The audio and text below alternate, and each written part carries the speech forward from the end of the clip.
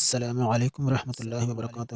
میرے پیارے بھائیوں اور بہنوں، آج میں آپ کے لیے ایک ایسی حدیث لے کر آیا ہوں جس میں نبی کریم صلی اللہ علیہ وسلم نے اسلام کے بہترین پہلو صرف دو جملوں میں بیان فرما دیا۔ ایک صحابی نے حضور صلی اللہ علیہ وسلم سے سوال کیا، یا رسول اللہ، کون سا اسلام سب سے بہتر ہے؟ اور جو جواب نبی کریم صلی اللہ علیہ وسلم نے دیا وہ انسانیت، محبت اور دلوں کو جوڑنے کا ایسا پیغام ہے جو اگر ہم سمجھ لیں تو ہماری زندگی، ہمارا معاشرہ، حتیٰ کہ ہمارے گھر تک بدل جائے۔ تو آئیے اس خوبصورت حدیث کو سمجھتے ہیں اور دیکھتے ہیں اسلام ہمیں کیا سکھاتا ہے۔ ایک دن ایک آدمی نے آن حضرت صلی اللہ علیہ وسلم سے پوچھا کہ کون سا اسلام بہتر ہے؟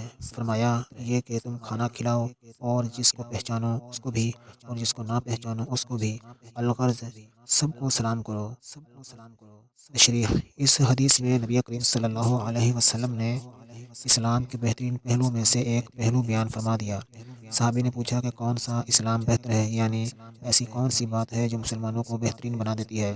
رسول اللہ صلی اللہ علیہ وسلم نے دو چیزیں بتائیں۔ لوگوں کو کھانا کھلانا، نمبر ایک، اس کا مطلب صرف اپنے گھر والوں یا دوستوں کو کھانا کھلانا نہیں، بلکہ ہر اس انسان کی مدد کرنا ہے جو بھوکا ہو، چاہے وہ مسلمان ہو یا غیر مسلم، امیر ہو یا غریب، اپنا ہو یا اجنبی۔ اسلام ہمیں یہ سکھاتا ہے کہ انسانیت کی خدمت اللہ کے نزدیک سب سے محبوب عمل ہے۔ کھانا کھلانا دلوں میں محبت پیدا کرتا ہے، نفرتیں ختم کرتا ہے، اللہ کی رحمت کو کھینچتا ہے، انسان کی ذات میں نرم دلی پیدا کرتا ہے۔ نمبر دو، سب کو سلام کرنا، جیسے بلکہ جسے جانتے ہو جسے نہیں جانتے۔ سلام کرنا دراصل محبت، امن اور خیر خواہی کا پیغام ہے۔ السلام علیکم کہنے کا مطلب ہے کہ میں تمہارے لیے امن اور رحمت اور برکت کی دعا کرتا ہوں۔ نبی کریم صلی اللہ علیہ وسلم فرما رہے ہیں کہ صرف اپنے جاننے والوں کو سلام نہ کرو، بلکہ ہر مسلمان کو سلام کرو، چاہے وہ اجنبی ہو۔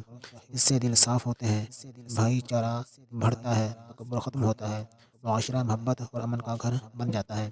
خلاصہ، نبی صلی اللہ علیہ وسلم ہمیں بتا رہے ہیں نبی صلی اللہ علیہ وسلم ہمیں بتا رہے ہیں کہ اسلام کا بہترین عمل یہ ہے کہ بھوکوں کو کھانا دیا جائے اور سب مسلمانوں کو سلام کیا جائے، یعنی اسلام محبت، خیر خواہی اور انسانیت کا دین ہے۔